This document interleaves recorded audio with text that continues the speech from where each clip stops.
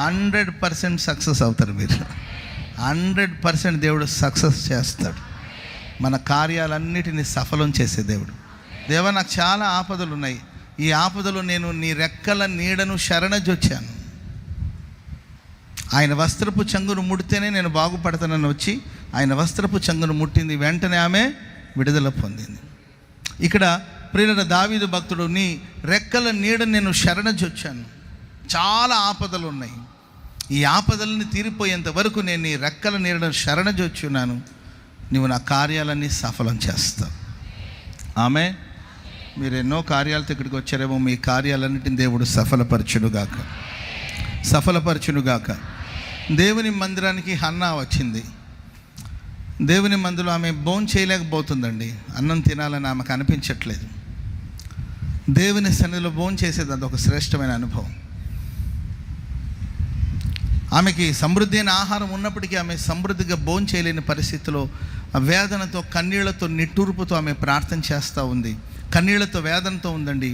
ఆమె ఎప్పుడైతే దేవుని సన్నిధికి వచ్చి కార్యాలు సఫలం చేసే ఆ దేవునికి ప్రార్థన చేయడం ప్రారంభించబడిందో, ఆమె దుఃఖాన్ని దేవుడు సంతోషముగా ప్రభు మార్చాడు. ఆమె కార్యాలన్నిటిని దేవుడు సఫలపరిచాడు. ఆమె ప్రభు సన్నిధిలో ప్రార్థన చేస్తే, ప్రభు నీవు నాకు కుమారుని ఇస్తే ఆ కుమారుని తిరిగి నేను నీకే ఇచ్చేస్తాను.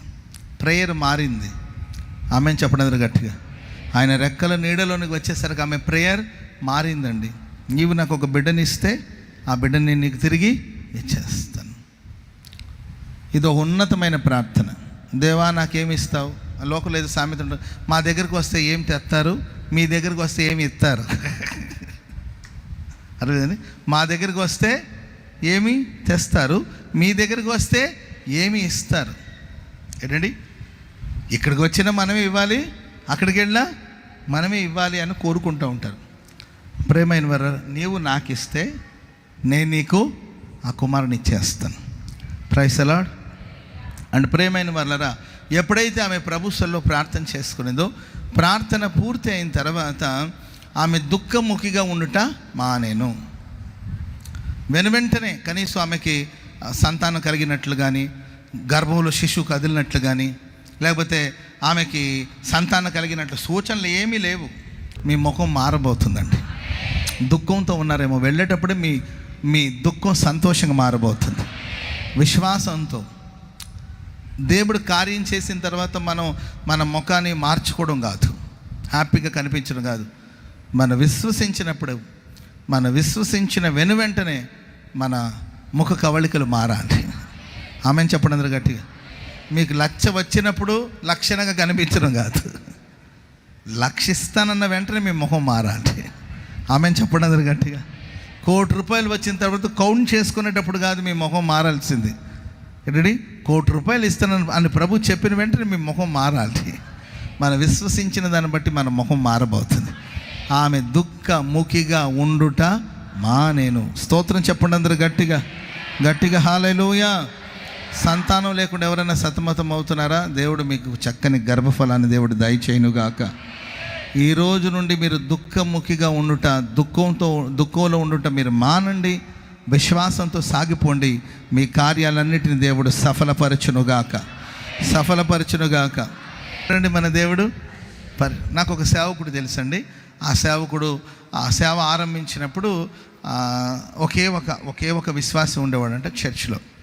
అప్పుడు ఎవరో చెప్పారంట, బ్రదర్ ఫాస్టింగ్ ప్రేయర్ చేయండి, అప్పుడు సంఘం విస్తరిస్తుంది, దేవుడు సేవని అభివృద్ధి పరచాలంటే 3 రోజులు ఫాస్టింగ్ ప్రేయర్ ఉండి ప్రార్థన చేస్తున్నాడంట. Fasting and prayer 3 days fasting ప్రేయర్లో దేవుడు నాకు ఏదో ఒక సేవ అభివృద్ధి కోసం ఏదో ఒక ప్రత్యక్షతను దేవుడు ఇస్తాడు అని ఎదురు చూస్తున్నాడంట.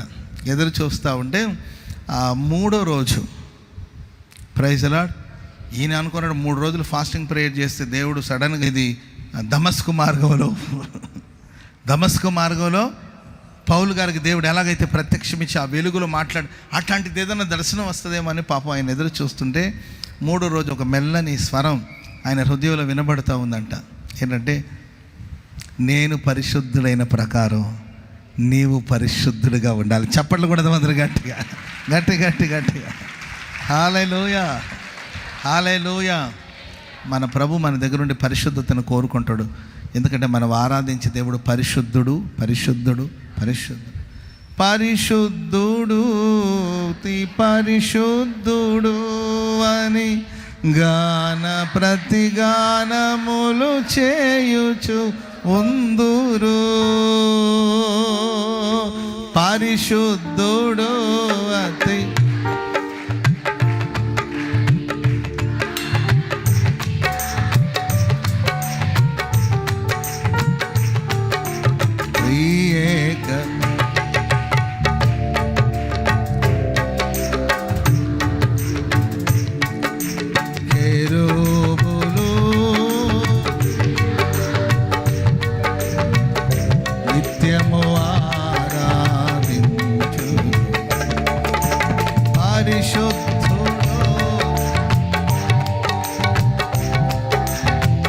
గాన ప్రతిగానములు చేయుచు ఉందురు. పాడండి, పరిశుద్ధుడు అని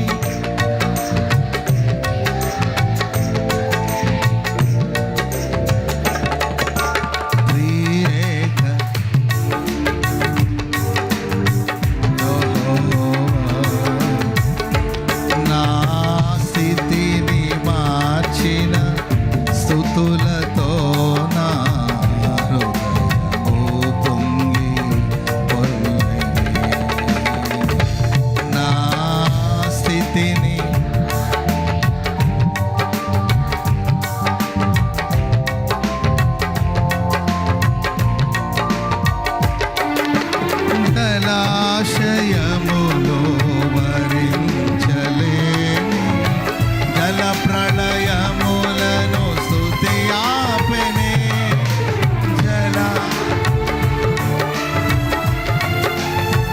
గౌరీ స్తుతి ఆపెనే. త్రియేక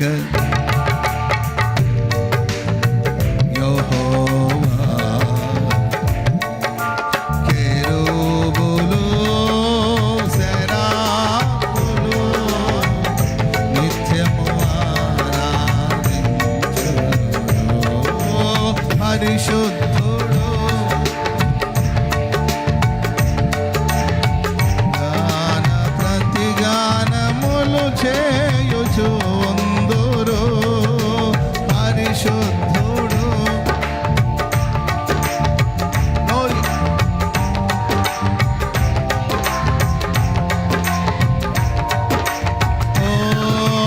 పరిశుద్ధుడు, పరిశుద్ధుడు గాన ప్రతిగానములు చేయుచు ఉందురు. పరిశుద్ధుడు గాన ప్రతిగానములు చేయుచు ఉందురు. పరిశుద్ధుడు గాన ప్రతిగానము చేయుచు.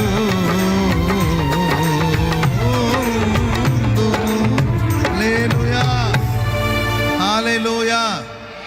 మీరు తర్వాత చదువుకోండి, అంత టైం లేదు, చాలా సంగతులు చెప్పాలి.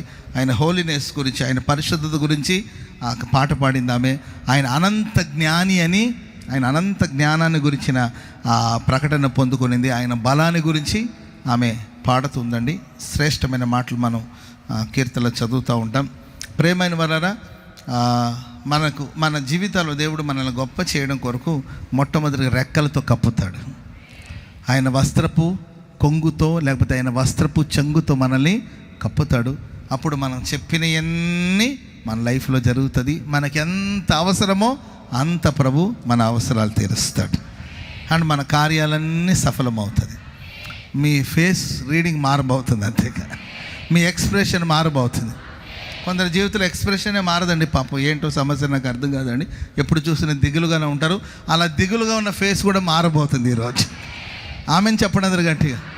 ఎందుకంటే ఆ మందిలో అందరూ హ్యాపీగా కనిపించేవాళ్ళు, ఈ మాత్రం అన్నపానాలు కూడా పుచ్చుకోకుండా ఏడుస్తూ ఉండేది. ఆ రోజు ఆమె ప్రేయర్ మారింది, ఆమె ఫేస్ రీడింగ్ మారిందండి.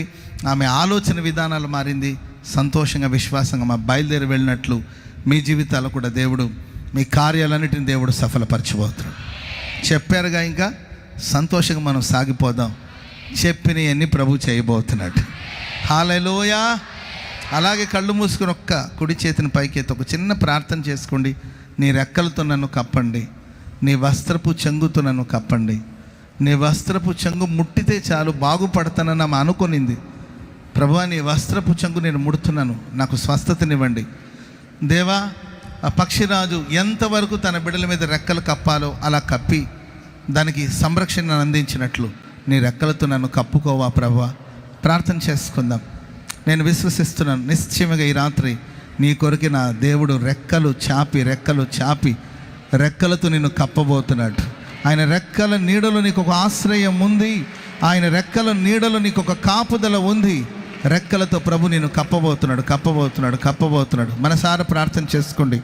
ప్రభు సహాయం చేయబోతున్నాడు. విశ్వసించండి. నేను దుఃఖముఖిగా ఉండుట మానేస్తాను. ఇక నేను ఏడవను, ఇక నేను ప్రలాపించను. నేను సంతోషంగా వెళతాను. ఎందుకంటే నా దేవుడు ప్రార్థన విన్నాడని నేను నమ్ముతున్నాను. నా మొర్ర విన్నాడని నేను నమ్ముచున్నాను. నాకు ఉత్తరం ఇస్తాడని నమ్ముతున్నాను. నా కార్యాలు ఖచ్చితంగా సఫలమవుతుంది. నా కార్యాలు నిశ్చయముగా సఫలమవుతుంది అని నమ్మి ప్రార్థన చేసుకోండి. ప్రభు కార్యాలు చేయబోతున్నాడు. Thank you Jesus. హల్లెలూయా. ప్రభు మా కార్యాలన్నీ సఫలం చేసి బలపరచండి. యేసు నామమున అడుగుచున్నాం తండ్రి. ఆమేన్.